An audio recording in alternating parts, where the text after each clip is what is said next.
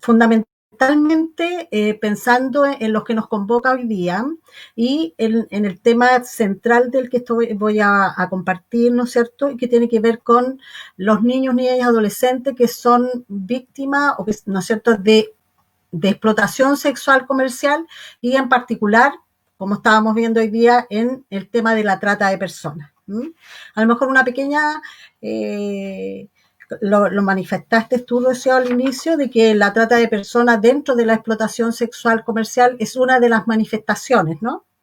Entonces, dentro de esa manifestación, que obviamente es una violación extrema a los derechos humanos de los pequeñitos, las pequeñitas y de los adolescentes, nosotros nos encontramos, ¿no es cierto?, con una situación anterior a la pandemia y que tiene que ver con la realidad con la que como país estábamos enfrentando frente a las situaciones de trata, ¿ya? Y en ese sentido nosotros destacamos fundamentalmente en tres estudios que ha hecho Raíz en distintos momentos, ¿no es cierto? En el año 2007, después en el año 2010 y en el 2017. El primero más bien con características más estadísticas, de número, ¿no es cierto?, que se hizo en 4 regiones del país, donde nosotros nos encontramos con un porcentaje de aproximado, o sea, en esas 4 regiones con 52 casos de niños, niñas y adolescentes que eran víctimas de trata de personas, o sea, de trata con fines de explotación sexual comercial. En el 2010, cuando se hace el estudio, lo que ahí más bien era de caracterización y eran los tipos de trata que se visibilizaron en los programas que trabajaban con víctimas de trata, o sea, de explotación sexual acá en Chile. Y ahí se visibilizaron fundamentalmente modalidades detectadas, ¿no es cierto?, trata con tratante único, trata transitoria o, entre comillas, autogestionada, que son los chiquillos que ellos mismos tomarían la iniciativa por trasladarse al lugar, porque en el fondo igual son seducidos y son prácticamente trasladados. Y en el último estudio, ¿no es cierto?, que la investigación del 2017, donde la dificultad para detectar la trata incluso dentro de los proyectos especializados. Porque yo traigo en estos momentos traigo estos estudios anteriores. Porque nosotros teniendo hasta el 2010, ¿no es cierto?, 2010, estando sin ley, y en ese primer estudio que les nombré teníamos en 4 regiones detectados en un estudio que duró un año aproximadamente, haciendo los análisis y todo, ¿no es cierto?, 52 casos. Incorporamos también los casos que había trabajado la OIM, también en un estudio sobre trata, y en particular de los niños víctimas de explotación sexual comercial. Nosotros tenemos ahí como una pregunta, como en el fondo una inquietud, es que desde el 2011 al 2019, en Chile, ¿no es cierto?, los casos de niños, niñas y adolescentes que han sido incorporados dentro de las estadísticas de la Mesa Intersectorial de Trata, que en el fondo son 8 años de ley, donde hemos podido detectar un total de 20 víctimas de trata, ¿ya? 20 niñas, niños y adolescentes víctimas de trata. Por lo tanto, y ahí, dentro de esas 20 niños y niñas, ¿no es cierto?, víctimas de trata, hay una división, ¿no es cierto?, entre los que son víctimas de trata laboral y los que son víctimas de trata sexual. Entonces ahí nosotros también tenemos como preocupaciones incluso anteriores a la pandemia en relación a la visibilización de los niños víctimas de trata sexual, ¿ya? Y en ese sentido es súper importante considerar que esa invisibilización tiene que ver con las características de lo que significa la explotación sexual comercial, ¿no es cierto?, y que tiene que ver con esta característica central en la conceptualización de lo que es la explotación sexual de niños y adolescentes, que es el tema del intercambio. Que al haber un intercambio, ¿no es cierto?, al considerarse que está este intercambio, que puede ser dinero, que pueden ser regalos, puede ser incluso droga o alguna suerte de protección hacia el niño o el adolescente, queda la sensación de que él o ella, ¿no es cierto?, son responsables de lo que están viviendo. Por lo tanto, una preocupación central para nosotros es el tema de la invisibilización de estas víctimas, de estos chiquillos y estas chiquillas, y no solamente invisibilización para el entorno, para los mismos perpetradores, sino que ellos tampoco se visibilizan como víctimas. Y eso sabemos que es una característica que se proyecta también sobre las víctimas adultas de trata, ¿no? Y en ese sentido, ¿no es cierto?, cuando nosotros nos encontramos con la realidad de la llegada de la pandemia, nosotros comenzamos a mirar lo que estaba pasando acá en Chile, pero también comenzamos a buscar e indagar qué es lo que estaba pasando a nivel, las preocupaciones de los organismos internacionales o de las realidades a nivel internacional. Y ahí nos vamos dando cuenta, como decían, alcancé a escuchar algo de una de las exponentes, ¿no es cierto?, de que se ha ido cambiando esta captación, ¿no?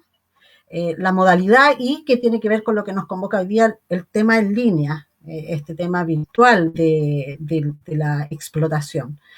Por lo tanto, ahí tenemos a Expat International y también a la UNICEF, ¿no es cierto?, con la preocupación del gran aumento y proliferación, ¿no es cierto?, de la pornografía, las descargas de pornografía a nivel internacional. Incluso yo tenía un ejemplo, por ejemplo, en España, en marzo, cuando iniciaron, antes de que se iniciaran cuarentenas, tenían 17.000 descargas.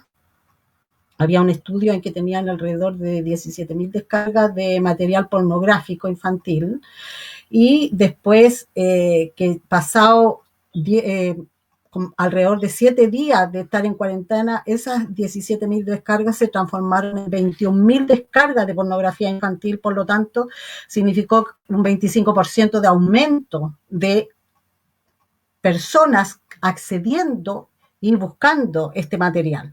Y de alguna parte tiene que salir este material, ¿no? En el fondo sabemos que ese es un tema que tenemos claro. Ahora, ahí nosotros lo cruzo con lo que nos encontramos también a nivel nacional, en términos, y ahí ya entramos derechamente a un caso de trata, ¿no es cierto?, donde está incorporada la pornografía, porque dentro de la explotación pues, podemos tener más de una modalidad en una víctima, que puede estar siendo víctima de trata sexual, de explotación, pero dentro de esa modalidad, porque en el caso de los niños, por ejemplo, además ser víctima de pornografía. Y tenemos el caso de recién, o sea, en el 5 de mayo, donde un caso de 2 lolitas que fueron detectadas, ¿no es cierto?, porque una de ellas escapa de la red de trata, de esto de explotación, y se detecta que es un lugar en una comuna en San Joaquín, de sector más popular, que es aquí en la región metropolitana de Santiago, donde 2 lolas, ¿no es cierto?, estaban siendo explotadas sexualmente y produciendo material pornográfico con ellas, ¿ya? Por lo tanto, ahí uno mira y dice, claro, estamos viendo lo que está, la preocupación internacional, lo que está pasando con los niños en otros países, pero también nosotros lo tenemos acá, obviamente. Y ahí es como vemos que así como estamos obteniendo nuevos aprendizajes para las intervenciones, para llegar a las familias, para llegar a los procesos de reparatorio con los que estamos interviniendo en este minuto, también los perpetradores y los tratantes siempre, o sea, incluso a veces yo tengo la sensación y hemos tenido la sensación también en el equipo de que ellos van antes, o sea, ellos siempre están modificando su estrategia de cómo llegar a las víctimas, cómo captar las víctimas, ¿no es cierto?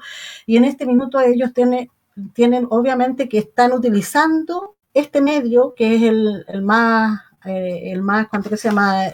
Utilizado en estos momentos a raíz del confinamiento que tenemos para protegernos de la pandemia. Entonces nos encontramos, ¿no es cierto?, que la pandemia lo que hace es masificar a lo mejor un poco más un tipo de captación que existía anterior a la pandemia, que era la captación a través de los medios digitales, ¿ya? Porque una cosa es captación de la víctima y lo otro es ya mantenerla y qué es lo que se hace con esa víctima. Entonces, por ejemplo, el ejemplo de las chiquititas de San Joaquín, ellas fueron captadas en el centro de Santiago, o sea, fueron raptadas en el centro de Santiago, pero fueron captadas a través de Internet. Los captadores fueron distintos a las personas con las que estaban en el lugar de explotación, donde estaban produciendo la pornografía. Y ahí, en ese sentido, también es súper central lo que aparece, porque incluso la noticia da cuenta de algo súper importante que es una preocupación nuestra como institución y como equipos de trabajo. De las dos niñas, una tenía una orden de búsqueda. Quien había puesto, ¿no es cierto?, una presunta desgracia. Por lo tanto, si tenemos dos chiquititas y hay una presunta desgracia, incluso te das cuenta que en general otra de las características de las víctimas de trata, de explotación sexual comercial, ¿no es cierto?, niños ni adolescentes, es que son chiquillos que nadie busca. Los 52 casos de los que tuvimos conocimiento entre el 2007 y 2008, ¿no es cierto?, del estudio inicial del que hablé, en esos casos, o sea, eran chiquillos que estaban en redes de explotación y nadie los había buscado, nadie había puesto una denuncia o algo para encontrarlo.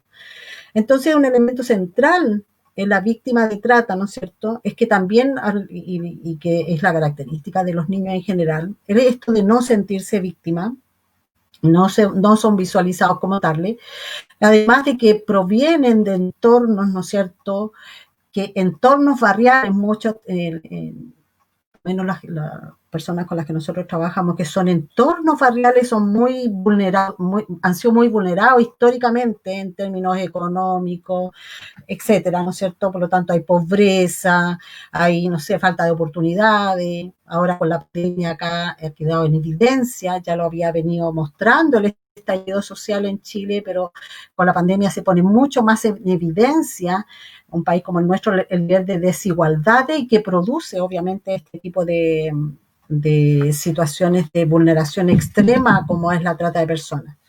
Y ahí es donde nos damos cuenta, obviamente, que este tipo de situaciones de explotación están más invisibilizadas aún, porque estas chiquititas, una logró escapar y ella hace la denuncia, ¿no es cierto? Pero también nos damos cuenta que pueden haber muchos otros casos que no están visibilizados, no sabemos dónde están, qué puede estar pasando con ellos. Y como les decía, esa es una preocupación nuestra como institución, no desde la pandemia, sino que de antes de la pandemia.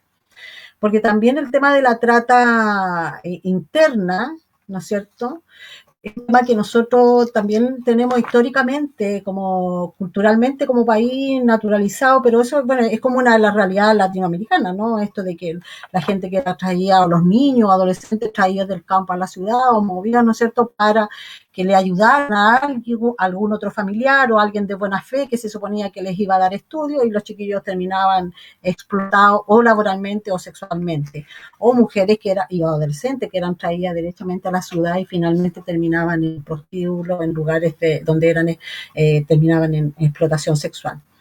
Entonces, en ese sentido, la pandemia nos trae el gran desafío. Si ya estaban invisibilizados antes, mayor es la invisibilización aún ahora.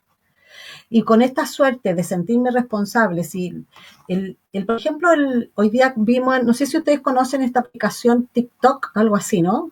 Se está utilizando mucho no solamente para conectar o enganchar, sino que los tipos de propaganda. Hoy día compartió un compañero de equipo esta situación, fue increíble porque incluso están, entre comillas, casi como enseñando cómo obtener los recursos, o sea, están promoviendo la explotación sexual de niños, niñas y adolescentes, ¿ya? Desde la canción Me gustan mayores, pero además diciéndole, tú puedes obtener esto, entonces, y ahí obviamente que mayor razón se visibiliza frente a la necesidad si una chica accede a eso, porque ella está tomando la decisión, entre comillas, ¿no?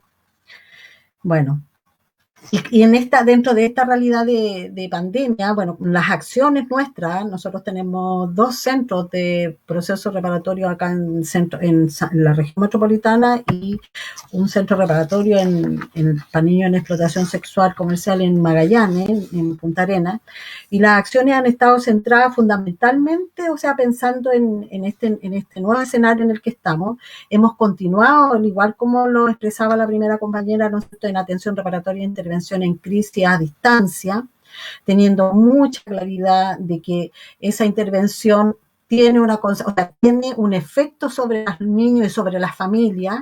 Ahí hemos tenido, se ha podido también a partir en los equipos hacer intervención incluso socioeducativa, pero también tenemos claro que ahí tiene sus limitaciones. Hay un porcentaje ahí de la gente, de los niños y los adolescentes, que uno sabe que la conectividad, los mismos problemas que tuve yo ahora inicialmente, ¿no es cierto?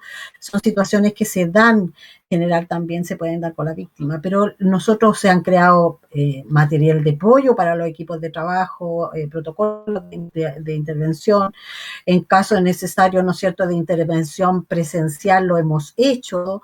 Se ha hecho intervención presencial para la búsqueda de los niños y adolescentes, fundamentalmente con los chiquillos que desaparecen, que no son habidos, que no encontramos. Entonces, cuando perdemos la conexión, sabemos que son niños y adolescentes que están en un riesgo más alto, por lo tanto, ahí se ha hecho esa salvedad y poder hacer el terreno, ¿no es cierto? Hemos tenido turnos también, hemos estado haciendo turnos presenciales para los chiquillos que llegan espontáneamente a los centros de acogida. Y por supuesto que esos turnos pararon en el momento en que comenzaron las cuarentenas obligatorias acá en la región metropolitana y en su momento también en Punta Arenas, ¿no? Y eso tiene que ver con la protección hacia los niños y también hacia los equipos de trabajo, porque el trasladarse ya significa que tú puedes llevarte el visto para los otros lugares.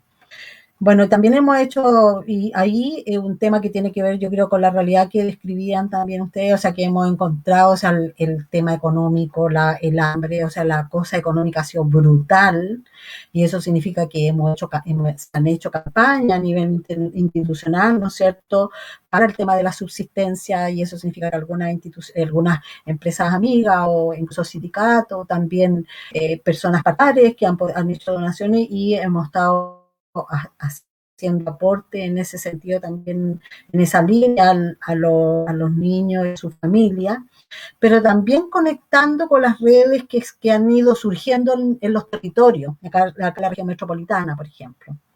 Y eso significa que a lo mejor donde hay comedores o alguna olla común, tenemos familias o niños que están acudiendo, están en esa instancia, y eso, las mismas familias, hoy día una compañera de equipo compartía que una de las mismas mujeres le decía, oiga, ¿sabe qué? Yo sé que hay más familia acá en este territorio, yo conozco una olla común, a lo mejor podemos ver cómo podemos apoyar a la otra persona. Entonces también esa organización que estaba invisibilizada, o sea, que no estaba y que ahora está existiendo, también las mismas familias, los niños están recurriendo a ella, acudiendo, ¿ya?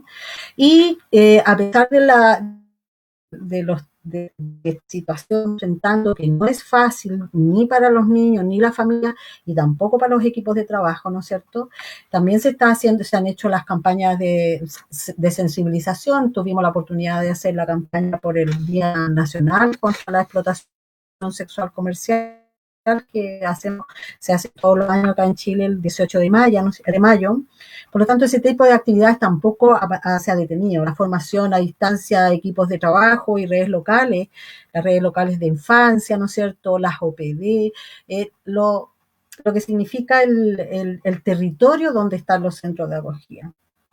Y también hemos tenido la posibilidad, la institución, a través de la directora, de hacer denuncias por situaciones de explotación o de estas mismas redes a nivel de Facebook o las redes sociales, donde aparecen avisos derechamente, ¿no es cierto?, convocando o ofreciendo niños. Entonces, eso se han hecho alrededor pero entre 12 y 15 denuncias más o menos son las que ha hecho la institución a las PIA para que se haga su debida investigación, ¿no? Por lo tanto, para nosotros en el fondo son tiempos de desafío. Era un desafío que ya traíamos visibilizar, porque nosotros es súper importante entender de que la víctima de trata, por lo menos en Chile tenemos ley, tenemos una mesa intersectorial de trata de la cual somos parte, tenemos un protocolo como país de intervención, ¿no es cierto?, de atención. Ese protocolo incluye la prevención, la intervención y la protección a las víctimas, el aspecto legal, etcétera, pero todavía estamos, o sea, hay tarea por hacer todavía, falta mucha sensibilización, ¿no? Falta sensibilización, de que se vean, de que se visibilice el tema de la trata como tal. Y como les decía, a lo mejor igual plantear algunos de los grandes desafíos con los chiquillos, es justamente a partir de esta suerte de como de identificación con el explotador, que súper fuerte pasa con los adolescentes o niños que vienen de situaciones de tan tremendas vulneraciones en sus historias de vida, ¿no es cierto? Se encuentran con estos perpetradores y a través de la seducción, ¿no es cierto? O las pequeñas atenciones que pudieran tener, ellos incluso protegen muchas veces al explotador o al proxeneta o al tratante. Entonces, en ese sentido, es muy importante la sensibilización frente a la víctima, porque una cosa que nos pasa en general con las chiquitas, los chiquitos que han sido víctimas de trata y que habiendo visibilizado el caso, a lo mejor los medios de prueba, todo lo que significa el probar la trata en general no es tan fácil. ¿Ya? Y eso es un tema que, bueno, por algo llevamos 8 años de ley y tenemos tan pocos casos también, porque no es fácil probar la trata, ¿ya? Entonces, en ese sentido, creemos que uno de los grandes desafíos es efectivamente llegar a las víctimas para su debida protección, visibilizarlas, como les decía, y visibilizar la trata de personas en general, en particular los con fines de explotación sexual de niños y adolescentes, que es la que nos preocupa a nosotros en particular, y considerándolo sobre todo, por ejemplo, los programas especializados. O sea, ese es un desafío. Los programas en Chile existen programas especializados en explotación sexual comercial de niños y adolescentes y no se está visibilizando. Realización de estudios que permitan conocer el fenómeno más allá de los casos judicializados, ¿ya? Transmitir una mirada que no responsabilice a la víctima. Yo creo que eso es súper importante, porque como les decía, a lo mejor voy a sonar repetitiva, pero esta suerte de que yo soy la que se conecta, yo soy la que decide con quién se... Pensando ahora en línea, ¿no? Incluso a lo mejor yo soy la que se ve el niño, la persona que está siendo víctima, a lo mejor la seducen, se desnuda, se muestra, etcétera, que es lo que está pasando con los chiquillos ahora. Entonces, eso que todos sabemos que ahí hay un tema de no sentirse ella, como le decía, víctima. El potenciar la denuncia, que ese es un tema que es súper importante y que está relacionado también cuando los especializados descubren que hay casos que son tratados, y sensibilizar a la población en general, ¿ya? Y bueno, yo creo que el gran desafío y que una de las cosas que se intenta, o sea, se hace y se requiere reforzar, ¿no es cierto? Obviamente es la coordinación entre las distintas instituciones, la comunidad, para el genuino, o sea, la real protección a las víctimas y el bienestar o sea, lograr el bienestar de estas personas, pero también para la prevención o la detección, que es central, ¿ya? Y por lo tanto el sentir, o sea, que cada uno de los espacios donde nosotros nos estamos moviendo son espacios de posibles, tanto para la prevención como para la detección, como para la protección de una posible víctima. Y como les decía, más allá de que nosotros siempre cuando trabajamos con los equipos de trabajo, con profesionales que están como incorporándose, porque hay mucho miedo a veces de equivocarse en relación a los niños y a los adolescentes, hay un temor a veces de decir, pero ¿cómo voy a decir que está en explotación sexual comercial? Porque también ahí hay una responsabilidad detrás de eso, ¿no? Pero en el fondo, más allá de eso, por un lado es eso, pero por otra parte, por ejemplo, si estoy frente a una posible víctima de trata, el tema, ¿quién determina el delito como tal? Obviamente que son los operadores de justicia, pero nosotros tenemos los elementos para poder descifrar, detectar cuando estamos frente a una posible víctima y hacer todo lo necesario para poder llegar a proteger, en este caso, a esa víctima de trata. Y en particular, como les decía, el de los niños, niñas y adolescente, que es el tema que queríamos poner, ¿no es cierto?, en esta instancia. Por lo tanto, eso es como el principal desafío, sentimos nosotros. O sea, si antes de la pandemia era difícil, ahora mucho más difícil es poder detectar a las víctimas.